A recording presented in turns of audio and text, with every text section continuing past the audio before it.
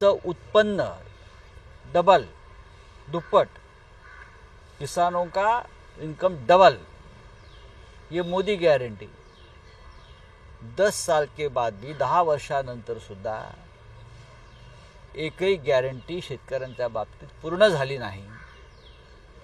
उलट शेतकऱ्यांवर 3 काळे कायदे लादण्याचा प्रयत्न झाला।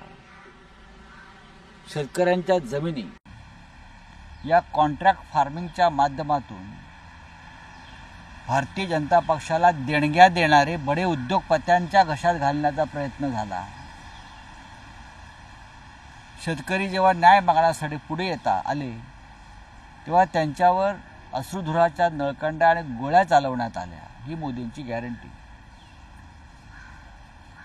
नरेश टिकैत यांच्या नेतृत्वाखाली आंदोलन झालं 2020 साली, तेव्हा 720 शेतकऱ्यांना मृत्यू पत्करावा लागला। अमृत नोनी आर्थो प्लस, ये एक प्रूवन फॉर्मूला। इसमें मौजूद नोनी फल के गुण और आयुर्वेदिक जड़ी बूटियां शरीर को जरूरी पोषक तत्व देने के साथ साथ हड्डियों और जोड़ों के घिसने, उनमें होने वाले सूजन और दर्द को रोकने में मदद करता है। दर्द मुक्त जीवन के लिए अमृत नोनी आर्थो प्लस। आंदोलनामध्ये 4 शेतकरी मृत्यू पावले। आता उद्याच्या आंदोलनामध्ये जे दिल्लीत शेतकरी येणार आहेत मिनिमम सपोर्ट प्राइस या मुख्य मागणीसाठी, तेव्हा तुम्ही त्यांच्यावरती रणगाडे चालवणार का?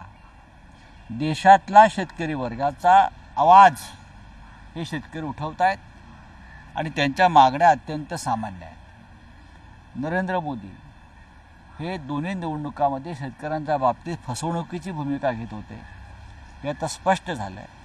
म्हणून देशातला शेतकरी हा अस्वस्थ होऊन रस्त्यावर उतरला आहे। दिल्लीत राजधानीमध्ये त्याला येऊ दिलं जात नाही। राजधानी क्या भारतीय जनता पक्षाच्या मालकीची आहे की काय? राजधानी देशाची आहे, प्रत्येक नागरिकाची आहे आणि प्रत्येकाला देशाच्या राजधानीत येऊन आपले प्रश्न मांडण्याचा अधिकार आहे। दिल्लीमध्ये ब्रिटिशांचाही दरबार भरत होता आणि शेतकरी ब्रिटिशांच्या दरबारात सुद्धा आपली मागणी जाऊन मांडत होते। महात्मा फुले यांचं नाव आपण घेता, महात्मा फुल्यांनी तर ब्रिटिशांच्या दरबारात जाऊनच शेतकऱ्यांच्या व्यथा मांडलेल्या आहेत, शेतकऱ्यांचा आसूड काढला आहे। पण या मोदींच्या काळामध्ये शेतकऱ्यांना त्यांचे प्रश्न मांडता येत नाहीत, देशाच्या राजधानीत जाता येत नाहीत, मुंबईत येता येत नाही, ही अत्यंत गंभीर गोष्ट आहे। म्हणून आम्ही आज सगळे चर्चा करू शेतकऱ्यांच्या आंदोलनाविषयी आणि त्यानंतर काय करायचं ते पाहू। सर, हिंदी में जानना चाहिए, शेतकऱ्यांचे असतील इतर लाभार्थ्यांचा कार्यक्रम पूरे फार्मर्स रेल रोको कर रहे हैं पूरे हिंदुस्तान में और दिल्ली में उनको जाने नहीं दे रहा है, क्या कहना चाहेंगे इसके? देखो, दिल्ली देश की राजधानी है और अगर हमारा किसान, बेरोजगार मजदूर जो समस्या से पीड़ित है वो देश के राजधानी में जाकर सरकार के सामने न्याय नहीं मांगेगा तो कहाँ जाएगा वो? ब्रिटिश काल में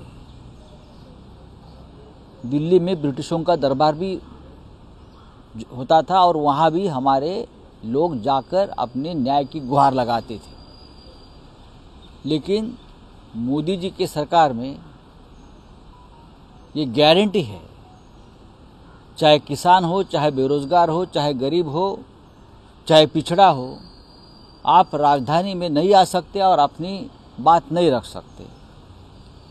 किसान क्यों आ रहा है? किसान को एमएसपी चाहिए, मिनिमम सपोर्ट प्राइस, और ये मोदी जी की गारंटी थी 2014 से।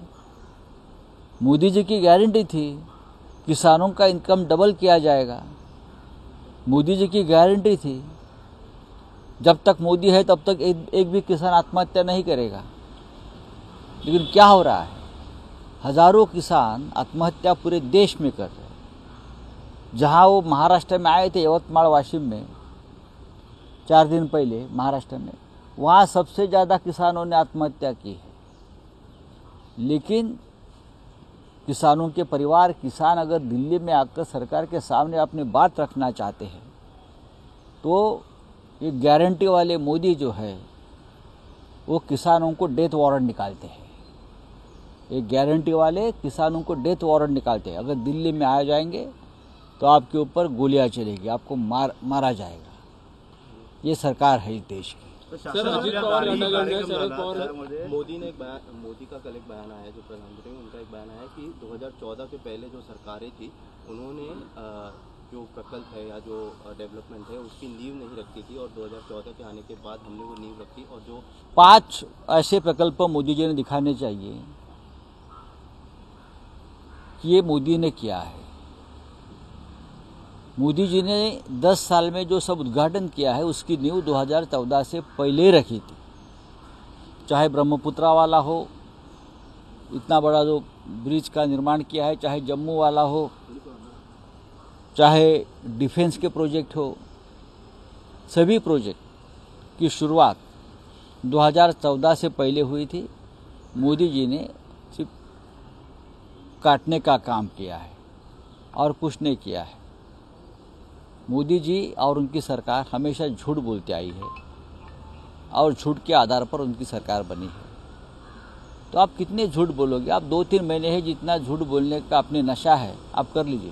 सर, अजित पवार गटाने जो अकेला पत्रकार जस्टिस है अभिजीत, उन्होंने बीजेपी ज्वाइन करने के लिए रिजाइन दिया है, किस तरीके से देखते हैं? अगर हाईकोर्ट और सुप्रीम कोर्ट के न्यायमूर्ति महोदय वहाँ चेयर पर बैठे हैं, सिटिंग जज है, इस्तीफा देते हैं और किसी पार्टी में शामिल होते हैं, उसका मतलब है आप जिस कुर्सी पर बैठे थे वहाँ बैठकर न्याय नहीं कर रहे थे, किसी एक पार्टी का काम कर रहे थे। भाजपने अनेकांच्या तिकीट कापले, महाविकास आघाड़ी प्रकाश आंबेडकर फिर से ट्वीट कर रहे हैं कहीं ना कहीं। देखिए, प्रकाश आंबेडकर जी और वंचित बहुजन आघाड़ी के बारे में 6 तारीख को हम एक साथ बैठ रहे हैं। प्रकाश आंबेडकर जी भी शामिल हो।